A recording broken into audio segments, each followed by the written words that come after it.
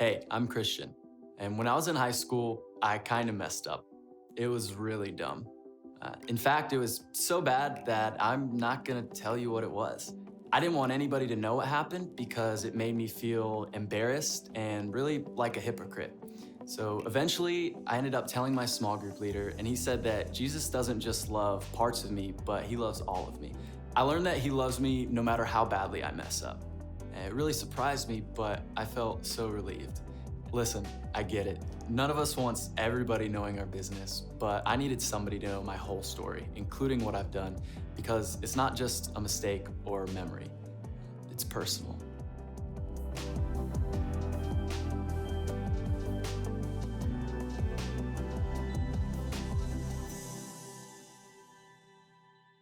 What is up, Wellspring students? It's Elliot here from the Red Tribe, coming to bring you a little message today. I hope you all are having a fantastic day, a great week, and an even better year.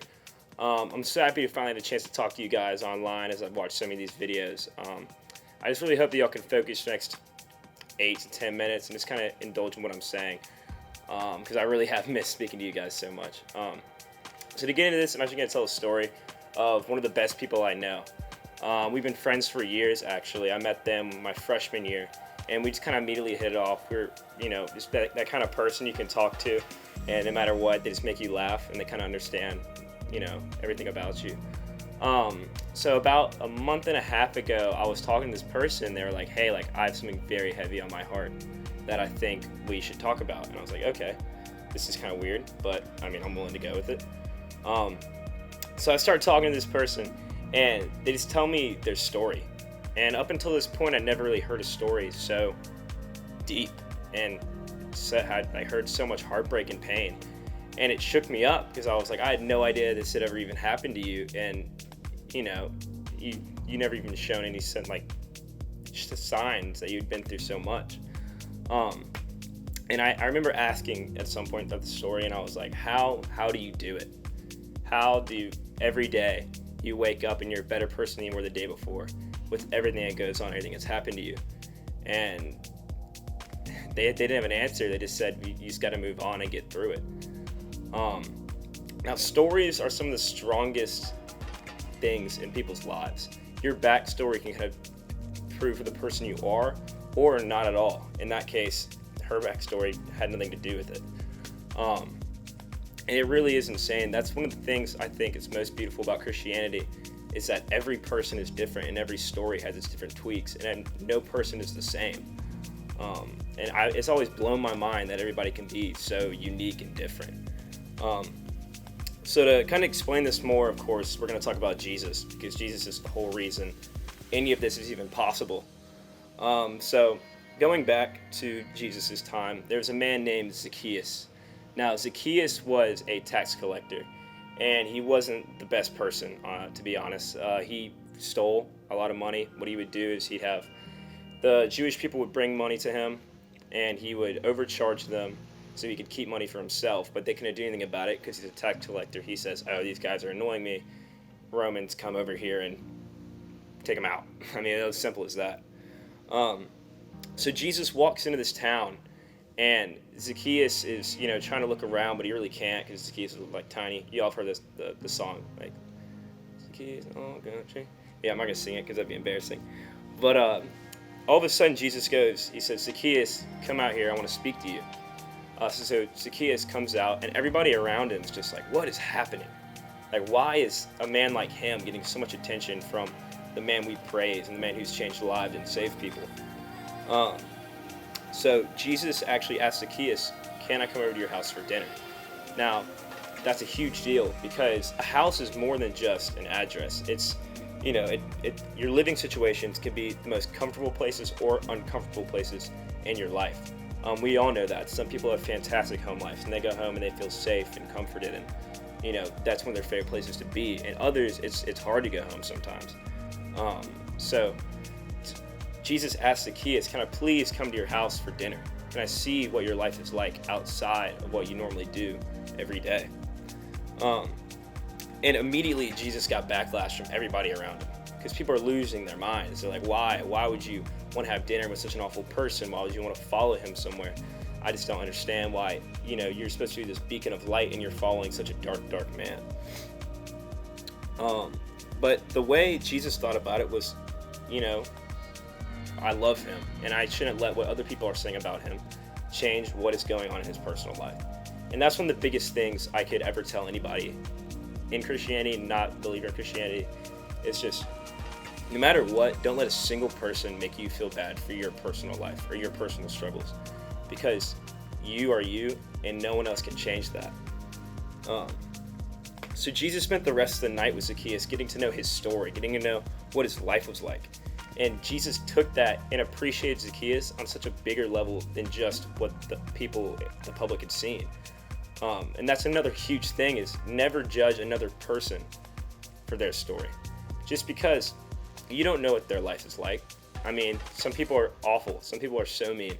But that doesn't just happen. I mean, no one wakes up in the morning and they're like, I just want to be mean. Everyone has their own personal struggles. And we even hear it in like the bullying ads all the time. We have to see at school like once every couple months, where it's like, oh, like they're just being mean because, they're not a happy person. They haven't been treated right. But it's honestly so true. And it's hard to grasp that, because in that moment when someone's being so rude or mean to you, you really just want to fight back and just disagree and, not appreciate them for who they are outside of that one moment. So Jesus is the perfect example of looking into someone's story and appreciating it. Jesus went out of his way to talk to Zacchaeus, went out of his way to go to his house just to learn more about him and to appreciate him for who he is.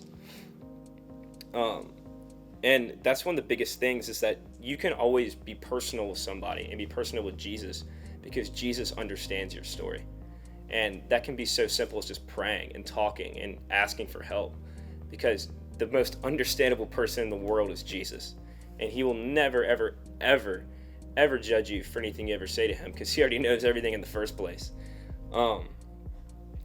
So it's a scary thing to kind of let people into your past. And that's something I struggle with my entire life. But you must be willing to show others that you are open in order for them to trust you. So it's a super scary thing to talk about your past and to open up to people. Trust me, I've struggled with it my whole life. It's just being able to be open and, sharing my personal story. But what I've learned over the years is that in order to be able to understand someone else's story and have them open up to you, you must be open first. It's very hard for someone to just spill everything about their life and you not know what to think about it, or you not share with them how you feel as well. It's just one of those things where it's a give in order to receive. And if you really want to learn what that person's feeling, you have to be open with them first. The biggest thing I could possibly tell you is to always have confidence in your story. Because once again, your story is so different. Your story is so unique. No one will ever have a story like yours. So why not share it as much as you can?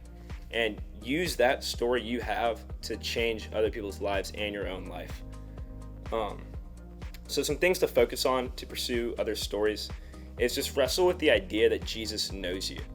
Jesus has always understood you, and Jesus will always be there for you. And when you have that confidence that Jesus understands your story, you'll be able to share it so much easier with others. And that flows right into the second thing, is just let someone into your story, into your past life. Let someone speak to you, talk to you, tell you how they feel about what you've lived through.